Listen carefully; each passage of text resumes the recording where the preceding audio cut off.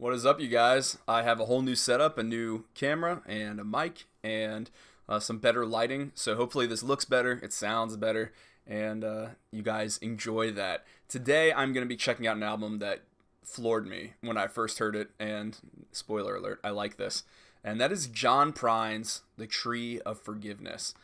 John Prine, I discovered John Prine, it was probably back in 2013. I heard the Lone Bellow cover Angel from Montgomery, and I'd never heard Angel from Montgomery before, and I was like, wow, what an incredible song. I mean, there was little lines in it like, there's flies in the kitchen, I can hear them buzzing, and just this very plain language that I thought was really beautifully paired with this angelic language, and it was a weird mix of like the sacred and the profane, and I thought it was just stunning.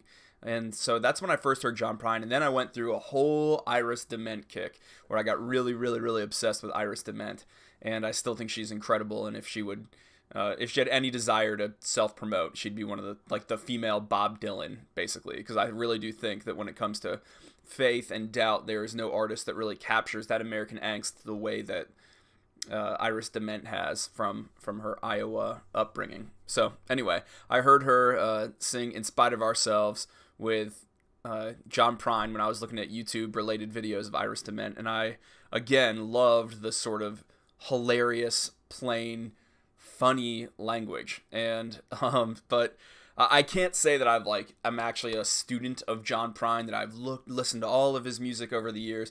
I used to do that. I used to basically get faux offended when it's like, you guys are ruining country, it's not like the classics like Merle and Hank, and I still feel that there's truth to that argument, but I didn't really grow up listening to Merle and Hank or anything like that. And similarly, I didn't grow up listening to John Prine. I don't want to lie about that. But what I've absolutely found over the last 5-6 years of writing about music, thinking about music, is that every songwriter that I really naturally gravitate to, whether that's Jason Isbell or whether that's Iris DeMent or whether that's Casey Musgraves, they all love John Prine. They all hold him way up here. And I see now how he influenced them in his language as I've kind of gone back and flipped through some of his discography. So this album, The Tree of Forgiveness, is his first in over a decade. He hasn't put out a whole original album. I know he's had health issues that have sort of slowed down his musical output some, but he hasn't put out a whole original album in a long time. And The Tree of Forgiveness, it's not covers, it's not, which he has done, it's not duets of standards, which he has done as well. These are just all of his original songs. I'm not even sure how old he is right now. Let's just see really quick. John Prine he was born in 46, so he's 71. He'll be 72 later this year. Yeah, John Prine's 71, and he's gone through lung cancer and neck cancer, and this album's super, super interesting. I guess I can play a little of it in the background. What's a fun one? How do I describe this album? This album is very wry. That would be the first word that comes to mind. Lyrically, it's funny, it's down to earth, it's not trying too hard. It is extremely acoustic. Dave Cobb recorded this album. Dave Cobb's like the super producer of all super producers, and I'm proud to say in 2013 he was on the top 3 of my top 10 albums of 2013 list before he blew up with Stapleton. But I love Dave Cobb, and I think that he serves John Prine's voice, which is scratchy and low. If you listen to Johnny Cash's later albums, you'd be well prepared for this album. He gets a lot of stuff out of the way. That's one of the things I think he's best at, is not overwhelming a person's voice and really working the instrumentation around each person he records. So this album's super acoustic. You get that string bass, you get light guitar, and it's just gives room for John Prine's poetry to come through. Brandi Carlile is featured on one song, and then Jason Isbell and his wife Amanda Shires are doing vocals on another song that comes up on the record. But really on a John Prine record, and this is what I really loved about this album when I listened to it, it's all about the lyrics. It's all about the lyrics. And there are a few themes that I think run through the record. One, which seems to be a pretty common John Prine theme, is sort of just like, I'm a weird man. I don't know. Like he's just very not lost up in the clouds and just kind of right here. There's a funny song called Egg and Daughter Night, which I guess is an old farm tradition. I tried to Google this a little bit, in which farmers would show off their eggs that their chickens had laid, but also their daughters, who would be all gussied up. And he's basically, there's a part here where it said, on a Thursday when it's egg and daughter night, when the farmers come to town and they spread them eggs around and drop their daughters down at the roller rink, well, you're probably standing there with your slicked back Brill Cream hair. I think Brill Cream is a brand. Your Luckies and your daddy's fine-tooth comb. If they knew what you were thinking, then they'd run you out of Lincoln. Just blame it on that old crazy bone. This whole song's about kind of like getting older and being crazy, and a little bit being like a dirty old man. But I think it's he's interesting because he owns he's very self-deprecating, I guess, on a lot of these songs. When I Get to Heaven, the finale is another example in which he is talking about what he wants to smoke and drink and do when he gets up into heaven, which is a total flip on what you expect the serious album ender to be. And then even a song like a much more serious song like Caravan of Fools is self-deprecating in a different way, in a sort of despairing way. He can be grim. In some ways, John Prine reminds me of a few different people. He reminds me sort of Cormac McCarthy. If you've ever read No Country for Old Men, it's this very undecorated, ruthless kind of language. John Prine's not ruthless, but he is not overly sugary. But then he's not overly, bitter either. So he reminds me of that. He reminds me of Wendell Berry in sort of, Wendell Berry is all about sort of simple agrarian language, but it ends up being extremely profound and beautiful. And then here's the crazy one, and maybe it was the When I Get to Heaven, maybe it was the line about the tree of forgiveness, which is the bar in heaven he's going to play in, that got me thinking this. But in some ways, John Prine reminds me of how Jesus would tell stories in the Bible, which was using extremely common touch points, like, oh, the kingdom of God's like a mustard seed, or it's like a man. It's like a man that was given a bunch of coins, talents. That was like Jesus's way of teaching, was to use very common, plain examples to illustrate larger points. And sometimes John Prine does that, and it just makes me laugh. But then it also sort of unveils something way deeper. And I think the best example of that on this whole record is a song called The Lonesome Friends of Science, which cracks me up. I'm just going to play it. Maybe I'll be able to hear it in the background, but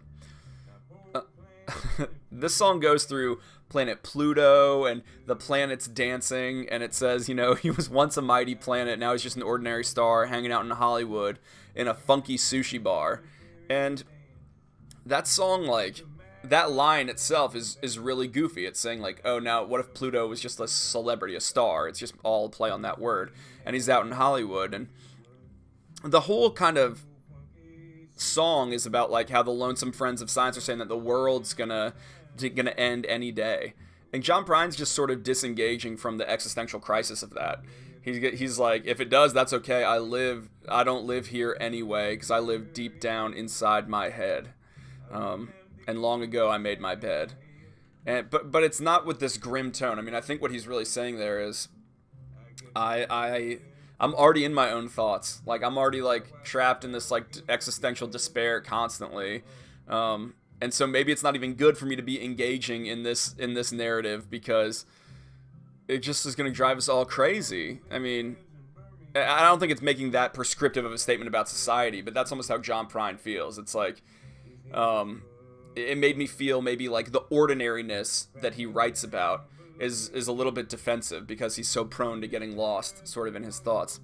Man, there's another song on this record called Boundless Love, and that is another profoundly beautiful song that is right alongside this simple lyrics. I woke up this morning to a garbage truck, and it looks like this old horseshoe's done run out of luck. If I came home, would you let me in? Fry me some pork chops and forgive my sin. I don't know if he's married. I don't know who if he has a wife, but this is a beautiful, beautiful song about love, about boundless love that he desires. He compares his heart to a washing machine that bounces his soul around until it comes out clean. And man, he reveals this inner tumult in simple language like that. And I know I'm basically making the same point 55 times in a row, that he says really profound things in really simple language. I've heard someone refer to him. I think it was someone on Twitter that said he wrote kids songs for adults, and I really get that.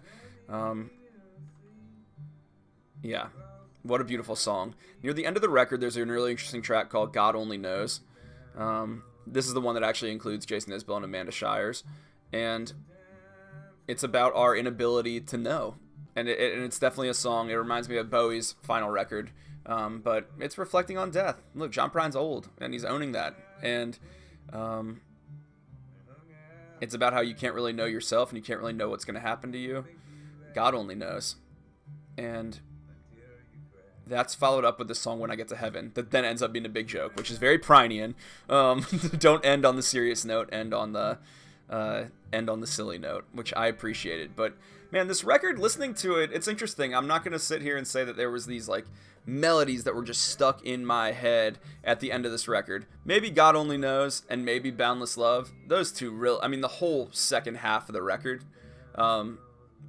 really, really stuck with me. But the melodies didn't necessarily, because they're very simple. They're very, very simple, but it is one that just feels like you are sitting on a front porch, taking in the stories and wisdom of someone that's seen a lot and thinks a lot, but also has learned how to keep the demons at bay and chuckle and keep moving along and sing about pork chops and sing about egg and daughter night and being in a nursing home and occasionally you get these little glimmers of wisdom. So I apologize if this review is all over the place, but every song kind of is what it is, and it's appealing. It feels so true and honest and real. So thank goodness for John Prine. Because I clearly informed a lot of the songwriters that I really connect to, and I'm thankful for that. Yeah, I don't know. I'm just rambling at this point. This is not my most articulate review, but I'm just going to end it here. Let you go check out the record. It's like 30 minutes long. All the songs are like 2.5 minutes, except for the one I really like, where Pluto's dancing and he's thinking about science and the world ending. I enjoy this record. I have to stop rambling. I'm going to give it 8.5 beards out of 10. It made me thankful that there is that we've had this incredible generation of country stars and incredible songwriters that have blessed the world with their music for so long, and they keep it zesty and interesting and fun, and it's one of my favorites of this whole year. So enjoy it. Go sit with your surrogate grandpa on the porch and listen to him talk about how confusing life is. You'll enjoy it. All right, guys, that's it from me today. Later.